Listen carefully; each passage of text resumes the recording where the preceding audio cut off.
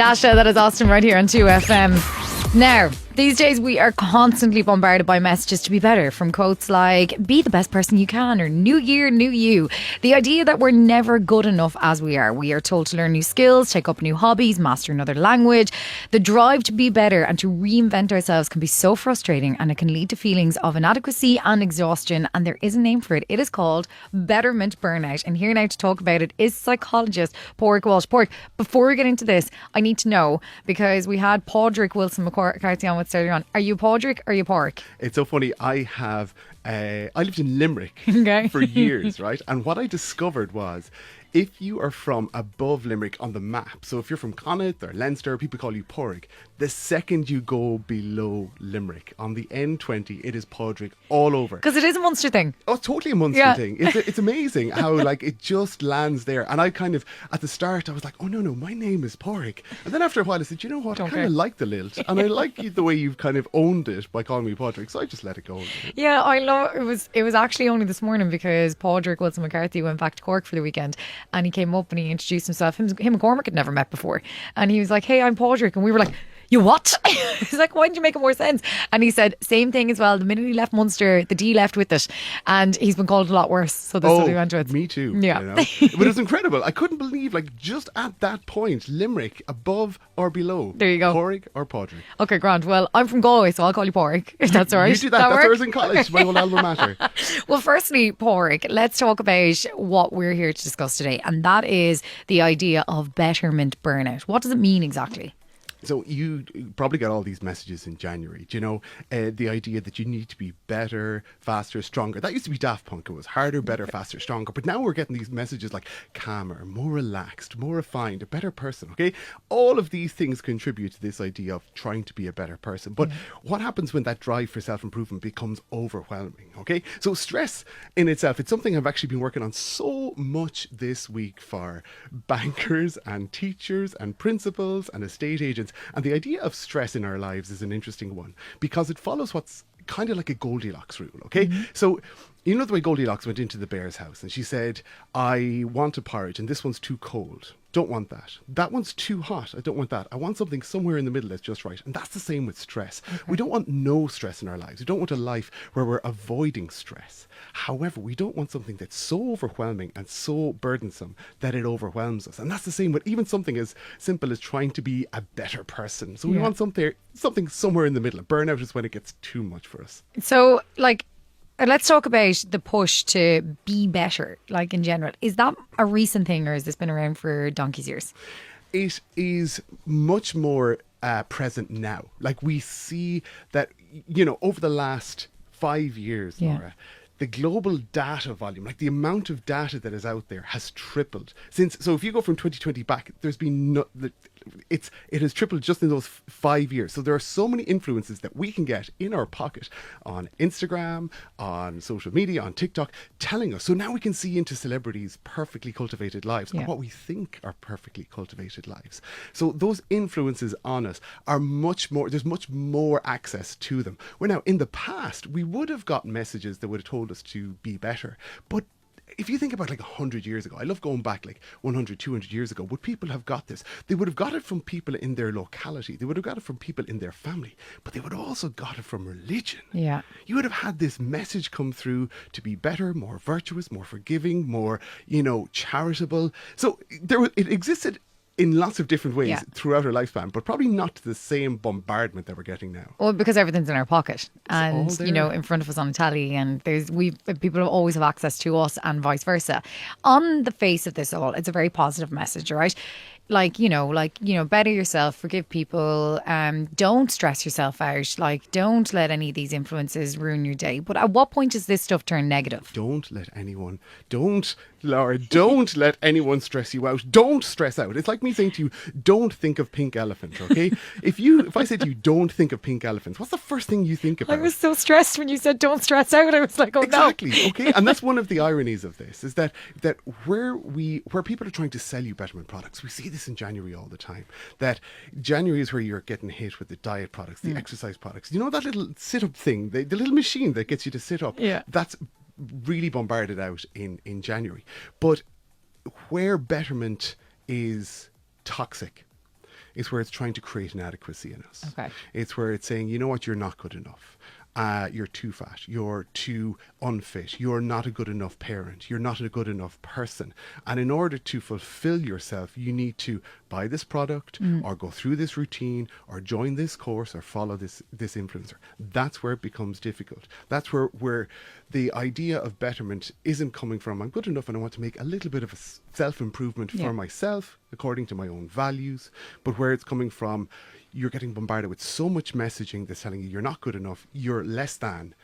That's where it becomes really stressful. I think it's incredibly stressful as well if you're being told you need to chill out, but in order to chill out you have to go to a yoga class, you have to do a sound bath, you need to go for a dip in the sea, and you also have to go for a sauna 3 times a week as well. And you're genuinely like, okay, I'm going to fit all that in. I have a friend who was telling me he was listening to a guided meditation on Audible on double speed, right? So it was this idea of, I'm going to give some time to myself and I'm going to relax, but I need to get it done quickly. I need to get it out of the way because I have so much else on, right? Like, I feel personally victimised by this. Leave me alone. I have no patience for any of it. Like, I really and truly don't. There's people who will say, who'll take the idea of going for a mindful walk. And now look at Laura. Big disclosure here. I turned 40 last year, right? Happy birthday. So I now count walking as exercise. But it is. I've reclassified it. But the minute that people actually realise that, like, walking is, if you're doing nothing else but walking, you're on the right path. It's wonderful, right? So I started walking and I thought, okay, really, this is just slow jogging. This is what I'm doing. But I noticed that after I started walking and I would come back. Now, I would have had my newborn baby, or would have had the dog. There would have been some sort of purpose with it, but I found my mind would just switch off, and it would dwindle. And the worst thing that I could do is start jogging, because what happens with betterment burnout is that we start to feel like we have to record everything. We have to, if you've gone for a walk in the forest, you need to stick it on Instagram. If you're going for a jog, you need to put it on Strava. And it adds up this idea that betterment is aligned with achievement, which is the wrong thing. Because if you think about, why do you want to better yourself? You want to feel happy, you want to feel more grounded, you want to feel more like yourself. But if you are starting to look for external validation through something like Instagram or Strava, or your stats. I was like a devil for my smartwatch. Oh my God! But sure, like running around in circles around your sitting room to make sure you can get an extra 1,500 steps in the evening. There's a path beaten around our kitchen island for me doing it at about 5 to 12 at night, going around. But that takes from it, and that contributes to something like betterment burnout, where we're chasing achievement, where we're chasing acknowledgement, rather than going, you know what, I'm just going to enjoy this walk, I'm going to enjoy the silence, I'm going to slow down, and that's going to be good enough for me. So I'm basically reading through the lines here, but what you're saying is we shouldn't really be beating ourselves up if we made all these New Year's resolutions 2 months ago at the very beginning of January, where we were going to learn a new language, we were going to go to the gym 5 times a week, we were going to make sure we were getting 10 to 12,000 steps a day. Like, if we haven't accomplished that, there's no point in being like, oh my God, you're the worst person in the world. Do you know who the person I look at in the gym is? I remember I was on holidays, and this guy came in to the hotel gym, and he was in his 70s. He was a German guy in his 70s, and he came in and he was just doing his exercises, and I had to stop him and go, what is your secret? And he goes, just go slow. Just keep doing it. Just be consistent. And he was so content. And it's the person, I'm really interested in the person who tries to better themselves. Because I admire people who try and better themselves. Like, I love seeing mature students. I love seeing old people who are curious, who are taking on new things. I love to see young people trying to better themselves in a way that's, the easy thing in the world is to be a cynic and to look back and go, oh, well, what are they trying to do? I admire that. But I'm interested in the person who's the old person who's in the gym, who has managed to keep consistent.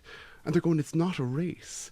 This is about, like, life is long, and just trying to enjoy the journey rather than rush towards the achievement, rush towards the goal. So that idea of going slow, if you're trying to better yourself, and embracing this idea that, life is long. Yeah. You hear the term life is short, and it's a very common cliche that you hear, but somebody said to me a few years ago, life is long.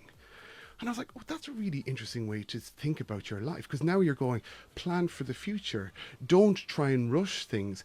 Invest your time into something that is going to be of benefit to you forever. Don't be rushing around, because oftentimes what we can feel like are jellyfish, right? You know the way a jellyfish is in the sea, right? And there's an influence. There's a wave that comes onto it and it bobs over this way. Or then another wave comes and it bobs over that way. And it has no direction. So one of the key things for us is to find out, well, what are the things that are really, really important to me? If I want to better myself, maybe it is I want to learn a language. And why is that important? Because it's something I value, right? But if we're just kind of going, okay, the next person says, oh, do you know what else you should do? You should take up a new skincare routine. Do you know what else you should do? You should do Pilates. And next thing you're bobbing away over to that and leaving the thing that's important to you, then we're a little bit like a jellyfish. So if you're thinking of a hobby in terms of what other people would think of on Instagram, like that's probably a bad thing. Like it's a disaster. It shouldn't be something like doing something because it's cool. Like paddle has become incredibly cool at the minute. Everybody's doing it, and I've never wanted to pick up a paddle in my life, and now I'm like, oh, I need to do it. Everyone else is at it. I know. Isn't it interesting how we're influenced by others? Because humans were social beings, okay? So if a social norm is created, we start to feel influenced by others because we feel like, oh, maybe I'll be part of the out group. Yeah. Maybe in 3 years' time, this will be the thing that everyone's into and I will have nothing to talk about. But we need to tune into who is Laura. Like, what is it that's important to you? And be a signpost, not a wind vane. Like, another analogy, right? I love my analogies. But like, if you take a wind vane and it blows with the wind and it just goes in whatever direction, but a signpost is saying, well, no, actually, this is the direction that I want to go in. And I'm unashamedly, I love somebody who is just quietly confident in themselves, who is just able to be different, who's able to know themselves and feel so grounded and content that they're not having to chase the next thing, but they're just, they know themselves. And that comes from a self-compassion, just knowing themselves and feeling, you know what, I'm not, and this is another thing that comes with 40, I'm not perfect and I never will be. And I'm okay with that. That's okay. I suppose as well, all of this isn't to be confused with, not doing anything. Like, you have to find things that actually do bring you a bit of joy that aren't stressing you out at the thoughts of it. Totally. Remember the Goldilocks rule. Goldilocks said, not too little. And with stress, it's not about avoiding it. Okay, I know. No, worry, because I'm laughing. I'm like, we've had Daft Punk, we've had Goldilocks, we've had jellyfish and a signpost. You are always going to have a journey on these segments, Laura. Okay, always. Sounds like you're talking about Dancing with the Stars now. Journey. I'm in Trinity College tomorrow lecturing master's students. They don't know what they're going to get because it's just because I've been that student and you are sitting in a lecture hall and it's just slide after slide. But why not tell a story around it to really make it land? But what you have is the oh, I forgot what I was going to say. Oh, that's all right. Well, I was just talking about like hobbies and stuff, but I'm interested to know as well, because like, have you come across this? Is the drive for self-improvement, is that something that women tend to take on more over men, or is it a 50-50 split, or is it a mixed bag? Are you trying to get me in trouble here? A little bit. Yeah. Well, look, let's think about this not in terms of gender, but in terms of personality. So there are definitely personality traits that can be a surefire way to lead you towards betterment, burnout. So there is a perfectionism. If you are somebody who lets perfection get in the way of just better, that can be a kind of a red flag, okay? That you might be on the way towards, betterment, burnout if you're a perfectionist. If you are very conscientious, that can be a really good thing, but it can also lead to that perfectionism. And that final thing I say is, have you heard of external versus internal locus of control? So, and if you have an internal locus of control, it feels like you can control everything. So you become kind of overly controlling and you're trying to influence your own well-being. You know what? If things happen, life happens, bad things happen to us, and they will happen to us. And being resilient enough to just accept those rather than trying to go, well, I need to have another response to this. I need to have another hobby. I need to have the will and the ways to get around this, rather than just accepting sometimes bad things happen. Sometimes life gets on top of us, and that's okay as well. So in your professional opinion now, Padraig Walsh, do you think that we should really be, allowing ourselves to veg out, as well as having a little, challenge and a hobby and stuff that'll just keep us going as well, but not to the point that we're stressed at the thoughts of it? The key to, I'm even going to give the answer here. The key to a balanced life is balance. All right. I know. But the key to a balanced life is having a little bit, like yesterday evening, I did a spin class for the first time in months, and it was frenetic. You're still sweating. Oh my goodness, it was frenetic. And it was really hard. But then afterwards, there was this catharsis. Yeah. I sat into the couch and you know that feeling where you really sink into the couch. Yeah. And I was like, oh, this feels good. The 40 minutes of the spin class, not so much. But it was that balance of a little bit of yin, a little bit of yang. And it's going, okay, remember, we are not trying to avoid stress or things that are uncomfortable for us. Let's say you take up paddle next week. It's not going to feel comfortable because you're not going to be really good at it. Who says, I think I'll be great? I think I'll just be a natural. But it's not going to feel This great, is my problem. Right? You're going to be, but if you tune into, okay, I'm going to start doing a hobby, I'm going to start doing paddle, and it's not to be the best at it, but you tune into, oh, the joy of being outdoors, or the fact that I get to meet new people, or you have somebody on later on who's talking about knitting, right? Yeah. Knitting is one of those activities that gets us into flow, and flow is really interesting because you hear sports people, artists, people who are on stage, singers, and they'll say, when I'm on stage, when I'm playing sport, I think of nothing else. And that's what we call the flow state. Okay. And that can be something where you're going, actually, you know what? This is really good for my mental health. This is really good for my mind. So there's lots to be benefit from a new hobby than just the achievement, the post, the stats, the what's the next thing. You know, it's not harder, better, faster, stronger. It's just enjoy the journey. It's finding our flow state and then finding our flow straight onto the couch, like, so that you can actually enjoy it. I love a good couch. So do I. Psychologist Padraig Walsh, thank you so much for joining us this morning with your many analogies that I very much enjoyed. We'll see you again shortly.